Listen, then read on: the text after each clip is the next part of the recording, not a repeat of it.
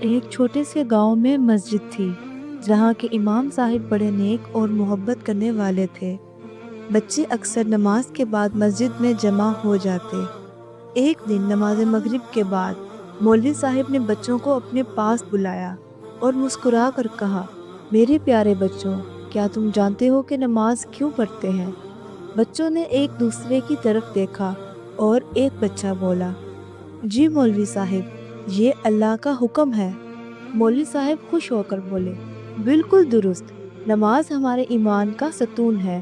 جیسے کوئی مکان ستونوں کے بغیر کھڑا نہیں رہ سکتا، ویسے ہی ایمان نماز کے بغیر مکمل نہیں ہوتا۔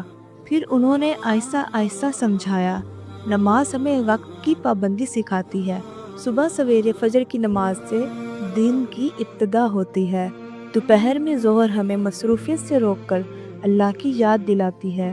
عصر ہمیں صبر سکھاتی ہے۔ مغرب ہمیں دن کے اختتام پر شکر گزار بناتی ہے اور عشاء ہمیں سکون اور تحفظ عطا کرتی ہے۔ بچوں میں سے